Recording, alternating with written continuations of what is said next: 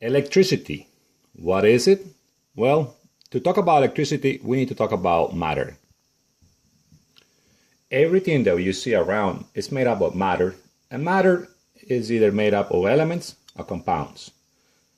Elements are what you find in a periodic table, so we got hydrogen and oxygen as an example, and then when they come together, they make a compound like water.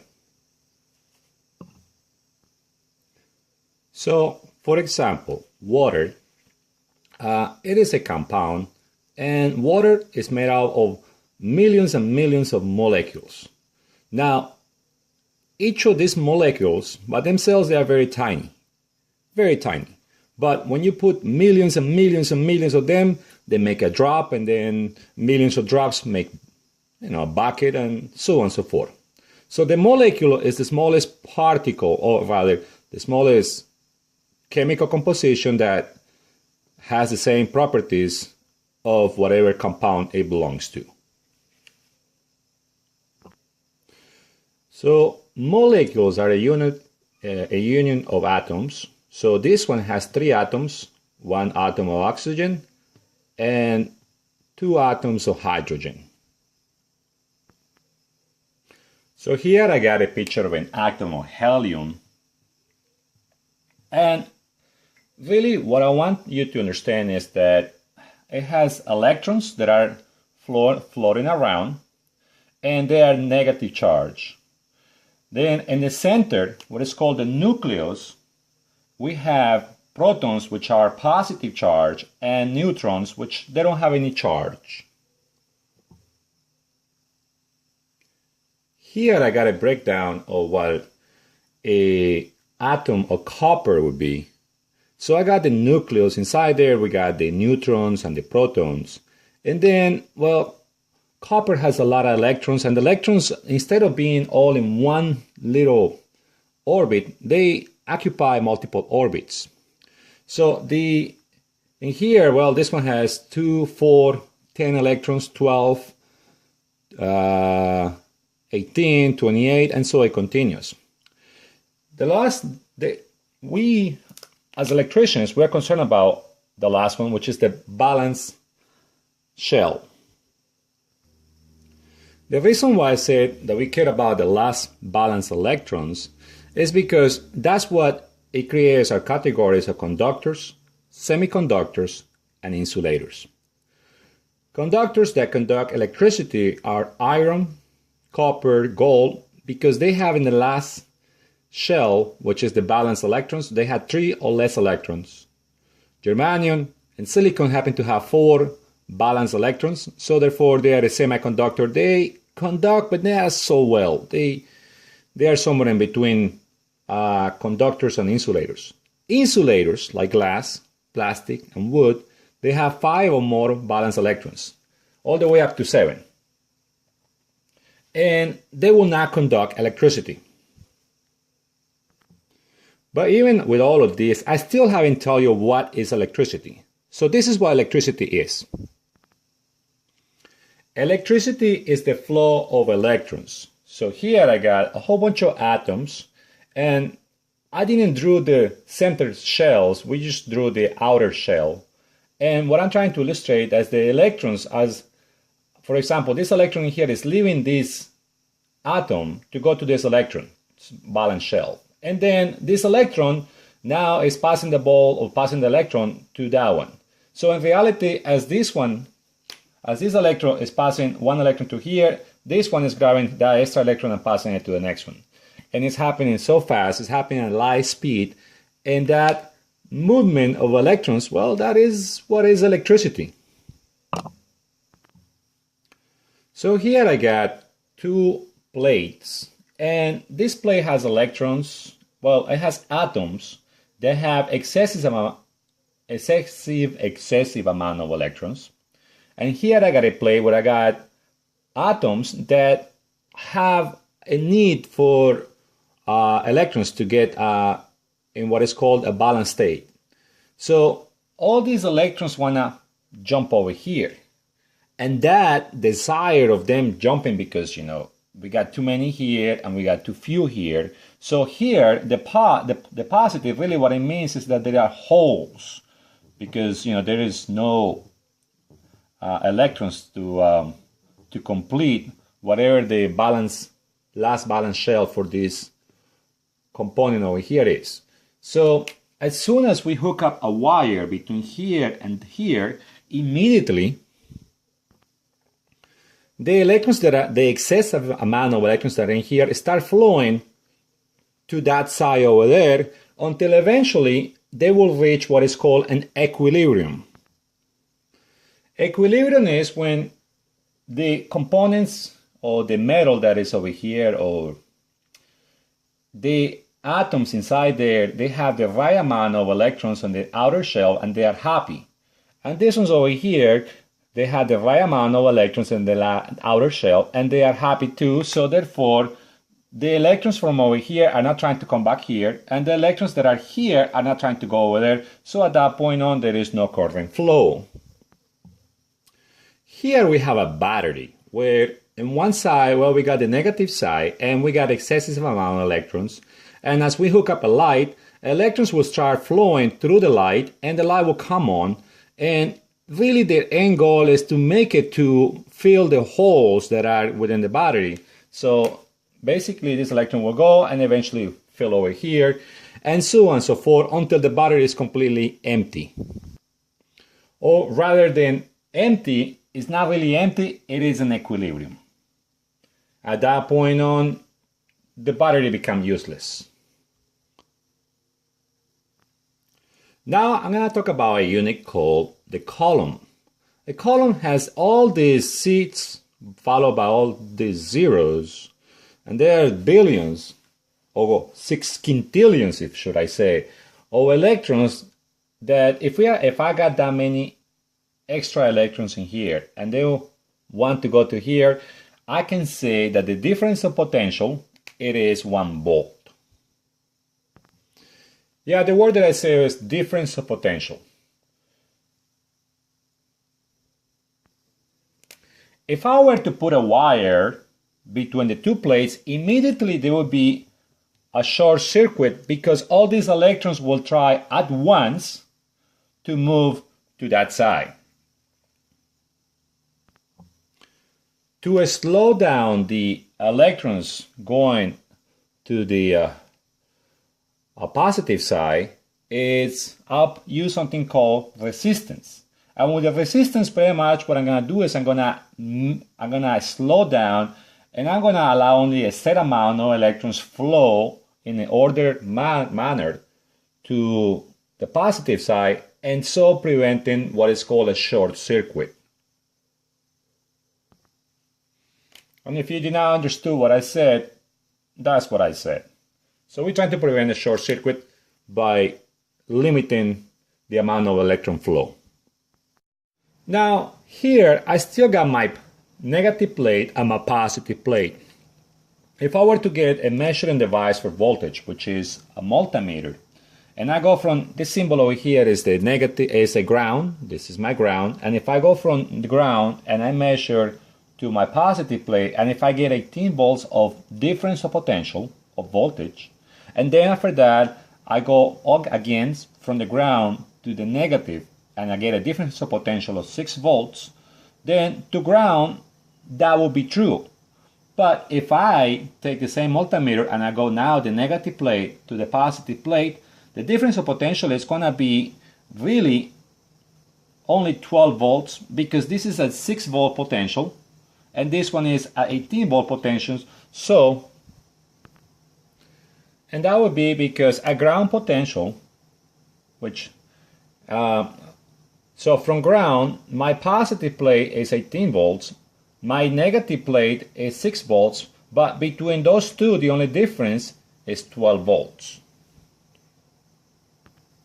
Now let me remind you that how 12 volts would be 12 times this amount of electrons. That would be what actually, that would be how many electrons will want to jump from the negative plate to the positive plate. But from now on, I will no longer talk about coulombs, I will talk about volts or difference of potential. Before I continue, I want to talk about something that's called conductance and resistance. Resistance is, well, the opposition, like I said earlier, to electrons. Great things that resist electron flow is glass and plastic. Conductance is opposite of resistance. Conductance is what allows electrons to flow very easily. Copper and iron happen to be excellent conductors for electrons, or should I say electrical power. As I told you earlier, semiconductors happen to be between conductors and, or rather, components that have good conductance, which are metals, and components that have good resistance, like glass. In between them, that's where conductors live. Semiconductors, should I say. Semiconductors are used to build something called resistors. This is a symbol for a resistor. And this is gonna be a light. And what I'm gonna do is I'm gonna connect both of them to my different plates. So the light is gonna come on, but now the electron flow going through the light is gonna be limited by the resistor. So even though the difference of potential between these two plates is only 6 volts, there is not going to be a short circuit because the resistor is going to be measuring out how many electrons can go at any given time. Resistance is measured in ohms. So since I'm going to give you a number. Let's say that this resistor has a resistance of 5 ohms. This is the symbol for ohms. Now, I want to find out how many electrons are flowing through the wire. Well, before that, I'm going to introduce you to a letter. This is I, and I stands for current. So, current is the number of electrons flowing through the wire. If I have 1.6 times to the 18, that's that many zeros, in 1 second flowing from this plate to this plate, I say that I have a current flow, which is I told you a moment ago, of 1 amp.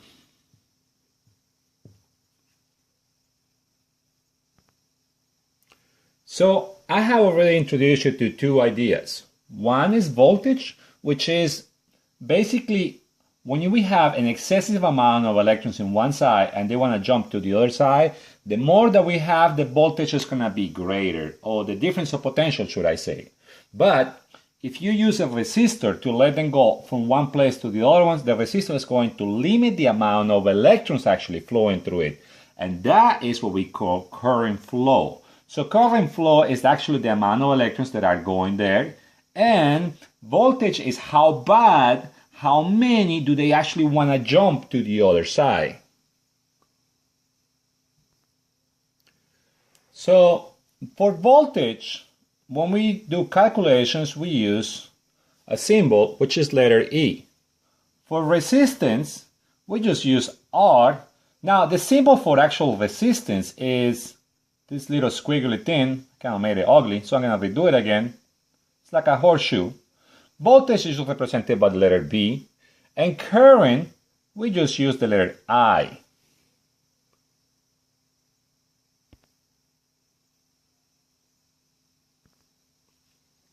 The tutorial that follows this one, it goes over calculations, but really a quick introduction to Ohm's law now is a relationship between voltage, current, and resistance.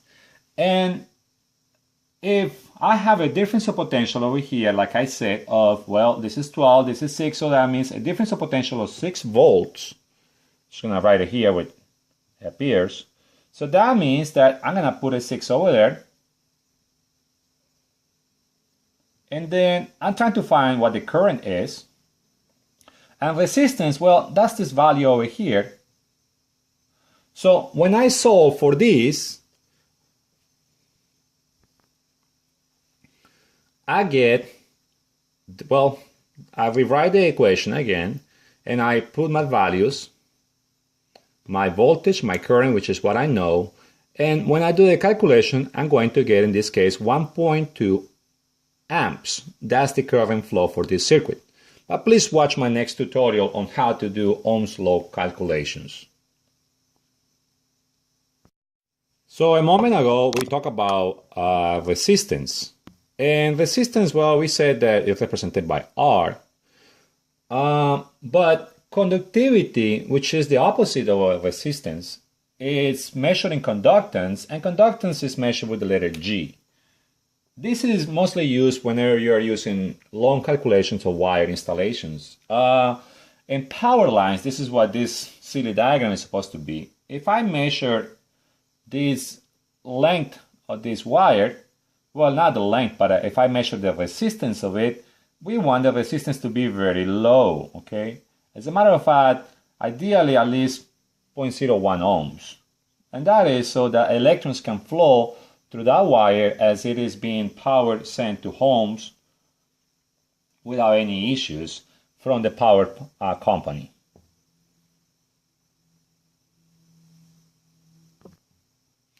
Now, how many electrons can flow through this wire? Or rather, how many amps, because a flow of electrons is measured in amps, can flow through the wire, depends on the thickness of the wire. So here I got two conductors. One is a very small conductor, and the other one is a larger conductor. The larger conductor can carry more amps because, it can fit more electrons. Amps is the flow, or the measurement of the flow of electrons per second. So therefore, this wire is thinner. It can only handle less electrons at the same time. If I try to push this many electrons through this wire, because I don't use the proper resistance to limit them, this wire is just gonna smoke very fast. It's gonna get hot and it's gonna burn up. That's why you see different size of conductors whenever you look at controllers and different electrical equipment. The more amps that you need, the thicker the wire it gets. Also, temperature. Typically, as temperature goes up, conductors are able to handle less currents because they get hotter, and really high temperatures is enemy of conductors.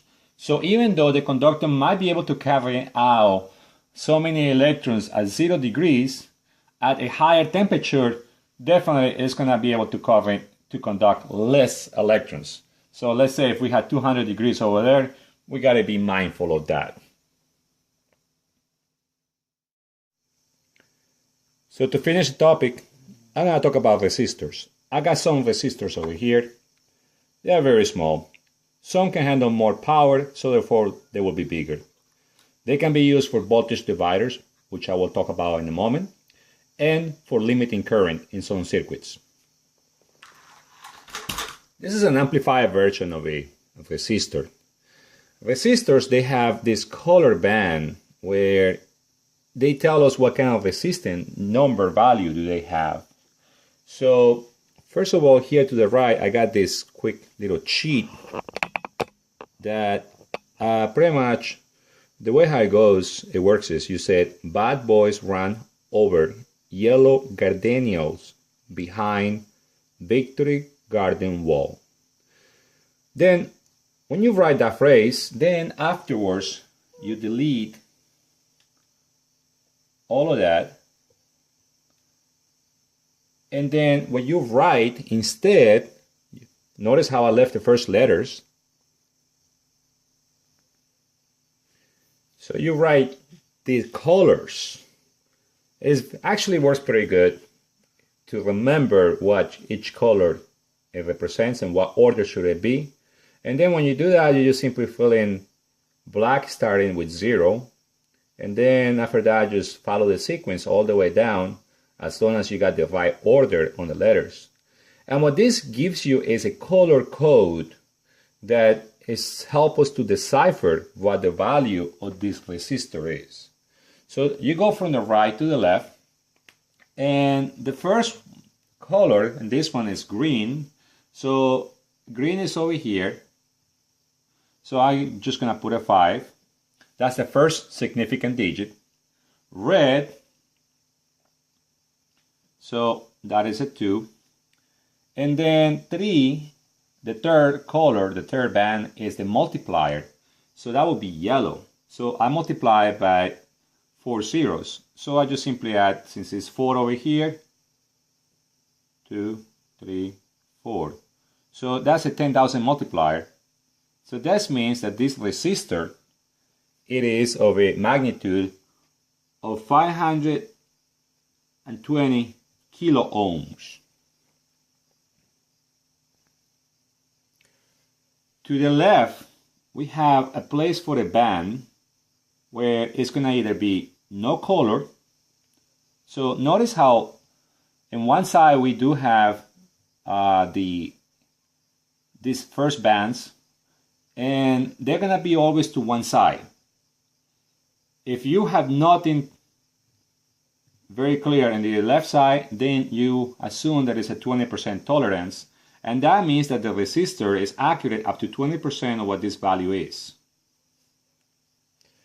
If it does have a band, it's either going to be silver or it's going to be gold. I don't have gold, but I'm going to use yellow to illustrate that band, assuming that we had it. And now what I will be saying is that this is a 5% tolerance resistor.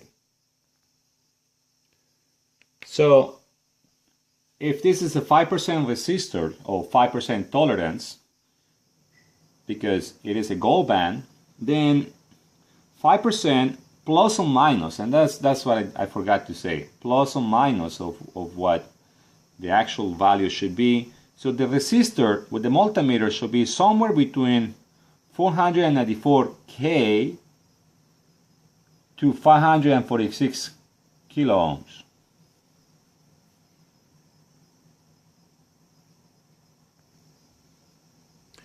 Now I'm going to talk about voltage dividers, because I told you a moment ago that that's what I was going to do.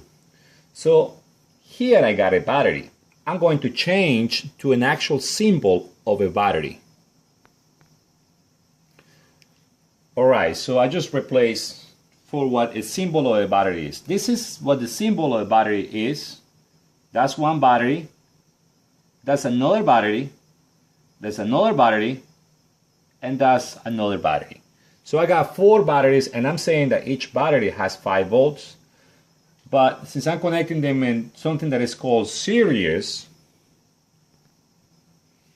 and that is this word that I use, series, so the voltages of those batteries they add, I'm not gonna go much into that. Just press the I believe button that whenever you hook up 4 batteries in series, the voltage add, so 5 plus 5 plus 5 plus 5, that's how I got 20 volts. And now that voltage is going, and by the way, this is a DC circuit, which I'll talk about that in a future video, the difference between DC and AC.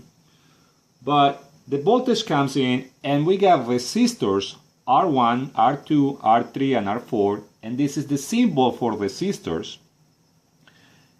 Each resistors, I just decided to give them the same value of 100 ohms. This is the symbol for ohms, like I did say earlier. And since the topic is about voltage dividers, what I'm gonna say is that the voltage is going to get divided. So each battery, because they're connected also in series, and by the way, this is series, parallel will be something like this. I got a resistor here, and I got another resistor there. Those 2 resistors will be called in parallel, which I will talk about that once again in my next topic, which is calculations of Ohm's law. So the focus over here, the voltage, if I were to put a multimeter between this point, and I'm going to switch colors,